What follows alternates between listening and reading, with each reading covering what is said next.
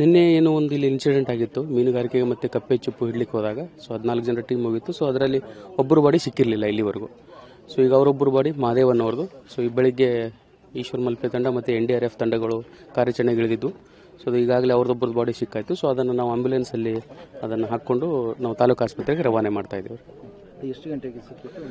So ಈಗ ಒಂದು 10 ನಿಮಿಷ ಹಿಂದ್ಗಡೆನೆ, ಈಗ ಸುಮಾರು ಒಂದು 8:15ಗೆಲ್ಲ ಬಾಡಿ ಸಿಗ್ತಿದೆ. ಒಟ್ಟು ಈಗ 14 ಮಂದಿಯಲ್ಲಿ ಮೃತಪಟ್ಟವರ ಸಂಖ್ಯೆ ಒಟ್ಟಾರೆಯಾಗಿ 11 ಜನ ಮೃತಪಟ್ಟವರು. ಸೊ ನಿನ್ನೆ 10 ಬಾಡಿ ಸಿಕ್ಕಿತ್ತು. ಸೊ ಇವತ್ತೊಂದು ಬಾಡಿ ಸಿಕ್ತು, 11 ಜನ. ಸೊ ಉಳಿದಂಗೆ 2 ಜನ ಉಡುಪಿ ಆಸ್ಪತ್ರೆಯಲ್ಲಿ ಸೊ ಅವರು ಚಿಕಿತ್ಸೆ ಪಡಿತಾ ಇದ್ದಾರೆ, ಅವರು ಚೇತರಿಕೊಳ್ತಾ ಇದ್ದಾರೆ ಅಂತೇಳಿ ಮಾಹಿತಿ ಇದೆ. ಇನ್ನು ಉಳಿದಂಗೆ ನಿನ್ನೆ ಒಬ್ಬರು ಅವರು ಗುಣಮುಖರಾಗಿ ಅವರನ್ನು ನಾವು ಮನೆಗೆ ಕಳಿಸ್ಕೊಟ್ಟಾಗಿತ್ತು. ಈಗ ಇವರ ಅಂತ್ಯ ಸಂಸ್ಕಾರಕ್ಕೆ ಸಂಬಂಧಪಟ್ಟದೆಲ್ಲ ಇದು ಮಹಾಚಾರು ಅದೆಲ್ಲ ಗೀತ ಹೇಗೆ ಅಲ್ಲ ಇವತ್ತು ಹಾಂ, ಇವತ್ತು ಎಲ್ಲ ಅಂತ್ಯ ಸಂಸ್ಕಾರದ ನಾವು ಪ್ರಿಪ್ರೇಷನನ್ನು ಮಾಡ್ಕೊಳ್ತಾ ಇದ್ದೀವಿ. ನಮ್ಮ ಸೈಡಿಂದ ಏನು ಪ್ರಿಪ್ರೇಷನ್ ಮಾಡ್ಕೋಬೇಕು ಸೊ ಅದನ್ನೆಲ್ಲ ತಯಾರಿ ಮಾಡ್ಕೊಂಡು ಇಟ್ಕೊಂಡಿದ್ದೀವಿ. ಪಂಚಾಯತಿಯವರು ನಾವು ಎಲ್ಲ ಕೂಡ್ಕೊಂಡು ಈಗ ನಮ್ಮ ಜಿಲ್ಲಾಡಳಿತದಿಂದ ಆಮೇಲೆ ಕುಟುಂಬದವ್ರ ಜೊತೆ ಮಾತಾಡಿಕೊಂಡು ಅವರು ಯಾವ ಥರ ಹೇಳ್ತಾರೆ ಅನ್ನೋದು ಅವ್ರ ವಿಧಿವಿಧಾನಗಳ ಪ್ರಕಾರ ಅದನ್ನೇ ಅಂತ್ಯಕ್ರಿಯೆ ಮಾಡ್ತೀವಿ. Okay, thank you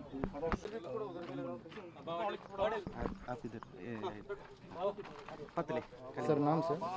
Rajendra Kumar. Rajendra Kumar. Designation inspector या टीम कमांडर लिख दीजिए. Team commander. Commander NDRF. Karnataka ऐसा नहीं है. अंकोला बेलीकरी कर दीजिए.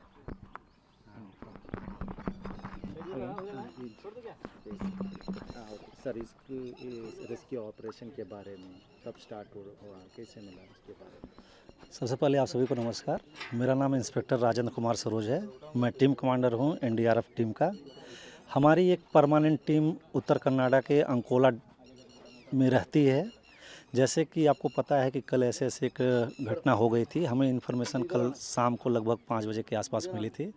तो काफ़ी थोड़ा सा टाइम, क्योंकि हमारी डिस्टेंस लगभग 100 किलोमीटर प्लस था, तो हम फैसला ये हुआ कि हम रात में न निकल के आज मॉर्निंग निकलते हैं.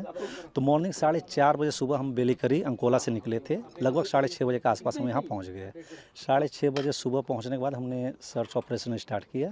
हमारे साथ एक और टीम थी उत्तर कर्नाटक की ही. तो दोनों ने मिल के एक लास्ट जो डेड बॉडी बची हुई थी उसको हमने आज सर्च कर लिया. रेस्क्यू ऑपरेशन कल के स्टार्ट हुआ था या आज? रेस्क्यू ऑपरेशन ये कल से ही स्टार्ट है, लेकिन हम इसको आज सुबह से ज्वाइन किए हैं. Yes sir, yes sir. Total कितने लोग इसके बारे में कुछ पता है? सर जैसे सिविल एडमिनिस्ट्रेशन से जो मुझे जानकारी मिली थी कि टोटल इसमें 14% ट्रैप थे, जिसमें से 3 कल ही लाइव विक्टिम सर्च रेस्क्यू कर लिए गए थे. बाकी 8 डेड बॉडी इनिशियल स्टेट में मिल गई थी. बाकी 3 मिसिंग थे. 3 मिसिंग में से कल 2 इवनिंग तक मिल गए थे. बाकी जो एक बचा था उसको आज अभी जस्ट निकाला गया. नमस्ते सभी कर्नाटक लोग को नमस्ते बोलता है. अभी ईश्वर मलपे टीम और दूसरा दिनेश कारवी का टीम और दूसरा NDRF का नेशनल टीम भी आया हमारे साथ रिस्की के लिए. अभी लोकल वाला बोट वाला भी हमारा फिश पकड़ता है ना, मच्छी पकड़ने लोग भी हमारे साथ आया. इधर कल रात को है ना वो 6 बजे आया था. बाद में रात को 1 बजे तक उधर लाश को ढूंढने के लिए समय लगा. रात को मिला नहीं. वो स्कूबा डाल दिया हमारा ईश्वर अन्ना का साथ और दूसरा दिनेश कारवी का साथ भी स्कूबा डाल के लास्ट देख के गया था, मिला नहीं. बाद में सुबह एक कार्याचरण कर दिया. अभी एक लाश मिला उधर. हाँ, दिनेश कारवी और हमारा ईश्वर मलपे का टीम को मिला. दूसरा 3 टीम बनाया था NDRF का साथ ईश्वर अन्ना और दूसरा हमारा दो आदमी इधर चलाया था. 3 आदमी से 3 बोट में चलाए गए. अभी लाश मिला. धन्यवाद. टोटल कितने बॉडी? वो 14 लोग गया था. 11 बॉडी था. कल 10 मिला. एक लाश आज मिला सुबह. 3 बज के. हाँ, 3 बज के नहीं, जिंदा है. हाँ, हॉस्पिटल में जिंदा है. ठीक है ना, बस.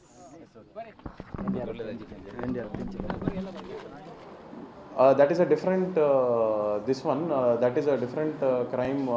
This one case, it's not a crime, it is basically a drowning case. UDR case has been registered, unnatural death due to drowning.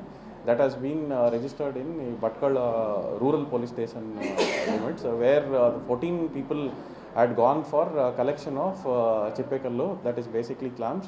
So that they had gone day before, that is 20, that is yesterday morning hours during the low tide.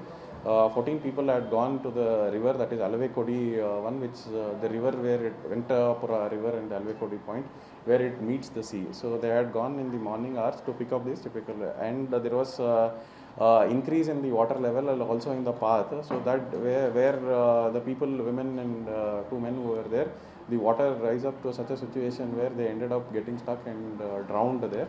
And so far all the bodies have been recovered. The total 11 bodies have been recovered and the postmortem has been done, and 3 people who were this one who had needed further treatment had been shifted to Udupi, and then 1 person is recovered and returned to their home.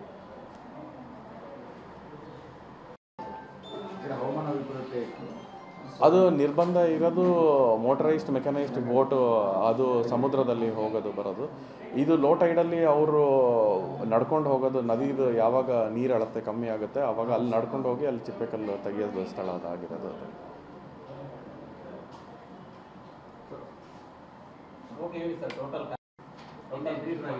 ಅದೇ same ಇಂಗ್ಲೀಷಲ್ಲಿ ಹೇಳಿದ್ದೆ, same ಅದೇ ಕನ್ನಡದಲ್ಲಿ.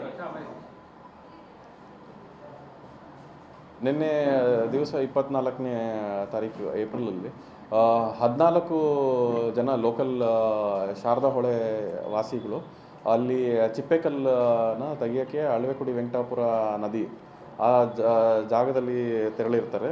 ಬೆಳಗಿನ ಜಾವ ಅವರು ಒಂದು 9:30 ಗಂಟೆ ಸಮಯಕ್ಕೆ ಹೋಗಿರ್ತಾರೆ. ಅದು ಅಲ್ಲಿ ಹೋಗಿರೋ ಸಮಯದಲ್ಲಿ ನೀರಿಂದ ಲೆವೆಲ್ ಅದೇ ಇನ್ಕ್ರೀಸ್ ಆಗ್ತಾ ಬಂತು, ಮತ್ತು ಅಲ್ಲಿ ಅವರು ವಾಪಸ್ ಬರೋಕ್ಕಾಗ್ದಿರ ಅದಲ್ಲಿ ಸ್ಟಕ್ ಆಗಿ ಮತ್ತು ಅಲ್ಲಿ ಡ್ರೌನಿಂಗ್ ಆಗಿರುತ್ತೆ. ಸೊ ಆ ಸಮಯದಲ್ಲಿ ನಮಗೆ ಇವಾಗಲೇ ನಮ್ಮದು ಲೋಕಲ್ ಸ್ಥಳೀಯ ಮೀನುಗಾರರವ್ರ ದೋಣಿಗಳ ಮೂಲಕ ಮತ್ತು ಕೋಸ್ಟಲ್ ಸೆಕ್ಯೂರಿಟಿ ಪೊಲೀಸ್ ಅವ್ರದ್ದು ಬೋಟ್ ಮೂಲಕ ಇವಾಗ ಎಲ್ಲರೂ ಪತ್ತೆ ಆಗಿದ್ದಾರೆ. ಇದರಲ್ಲಿ 11 ಜನ ಮೃತಗೊಂಡಿರ್ತಾರೆ. ಅದು ಮೃತಗೊಂಡಿರೋರ್ದು ಪ್ರಕರಣದ ಸಂಬಂಧಪಟ್ಟಂಗೆ ಆಗಲೇ UDR ಕೇಸ್ ದಾಖಲಾಗಿರುತ್ತೆ. ಆಮೇಲೆ ಇದಕ್ಕಿಂತ 3 ಜನ ಅವ್ರಿಗೆ ನಿನ್ನೆ ಫರ್ದರ್ ಟ್ರೀಟ್ಮೆಂಟ್ ಅವಶ್ಯಕತೆ